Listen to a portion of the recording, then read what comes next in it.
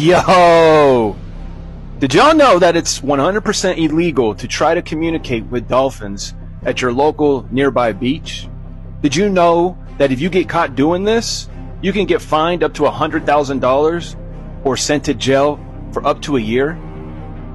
Now, the video clip I'm about to show you is for entertainment purposes only. I repeat, entertainment purposes only. And it has me raising eyebrows on what's the real reason why they've made it illegal to try to communicate with dolphins. Use your own discernment, comment below, but let's discuss it. This video you're about to watch is quite an eyebrow raiser. Dr. Paul Spong was trained in he was trained in a college to be a whale trainer. And he became the whale trainer at the Vancouver Zoo. And he started training his killer whale there. But then after about a year, he began to realize that the whale was training him. It became real obvious to him. He says, wait a minute, the whale's actually, having more influence on his life than he's having on that one. And the whale got him to tell him about all the whales that were being killed all over the world, and started to influence him to stop the whaling in the world. So what did he do? He started Greenpeace. He was the founder of Greenpeace. He got the 6 people together. It's one table, which I got to introduce with each one of these people, and got them to go out and start this movement. And he went out on the ships, and he'd been arrested like 100 times. He'd go out on these ships and just start shutting down everything. And they'd arrest him, trying to get him stopped. And they did. They eventually got stopped the whaling in I don't know how many countries. There's like lots and lots of countries that Greenpeace has stopped all of this on. And one day he came to me and he said, the whales told him, he says he believed that he was in direct communication with them telepathically, that he could just talk to them. He could tell them in his head to do any of the things that he wanted them to do in the water, and they would just do it. And he got to the place where he just knew that it was just like talking.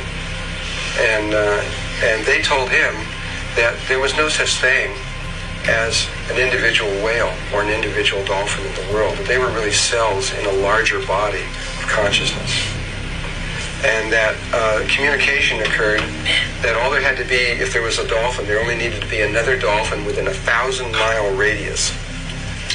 And that dolphin could communicate to the whole through that one. In other words, they did have a 1,000-mile limit in their communication. And this whale wanted to prove this to him. He says, I will prove to you that this is true. So he asked me if he could have my house. I had a house in 450 miles inland on this place called Kootenai Lake. And he says, can I borrow your house for the winter?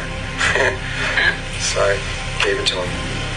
And he went in, and he was going to set up a sensory deprivation tank to float in there to get still enough to be able to make the communication, but he never even put it together. And so I came back a few months later, 3 or 4 months later, and he had removed a few walls of my house.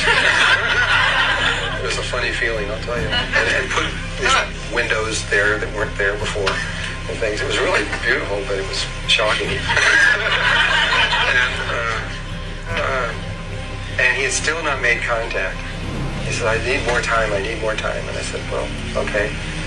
So, but I was there, so we were all living together. Him and his wife was living there, and me and my wife were living there, and my kids. And about 2 weeks later, he used to have, though if anybody, who knows Dr. Paul Spong? You know Paul Spong? Yeah. He's got kind of short hair now, and he looks very kind of professional-like. But he used to have really long hair and a really long beard, and in those days. And he came into the room one morning after about 2 weeks, and he had shaved his beard off on one side of his head and cut the hair short on one side of his head. And I said to Paul, I know something's up. I'm sure of it. He says, yeah, I made contact last night. And he says, I'm sure that I did. I did it.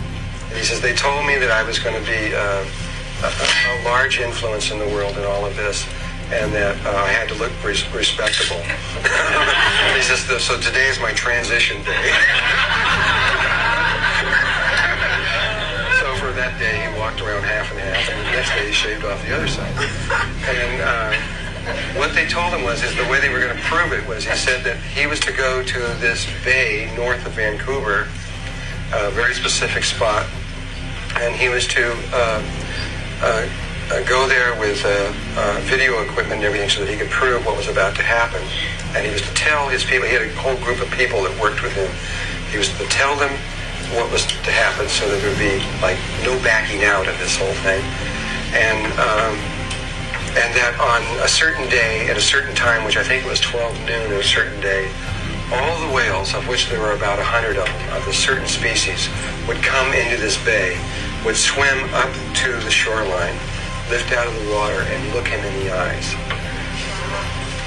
And that's exactly what happened. He went up there with about 30 people, and they put their microphones in the water and everything, and they sat around and they waited for this time. And sure enough, all these whales came swimming up to the shore, lifted out, and looked him in the eyes. And obviously, he was never the same. He started the Orca Lab, which was started in that very spot, and he's been merged into whale research ever since then, and on his own, not using through the governments or anything else like he did before. And he spends all his time, I taught him how to play the silver flute, and spends all his time out in canoes with him, playing flutes to them and communicating with them, that he's now learned how to do.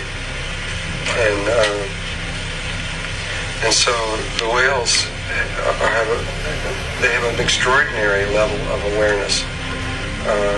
We can't really talk about it because later I'm going to try to tell you, when I talk about the electromagnetic spectrum and light and all these other kinds of things when we get into this,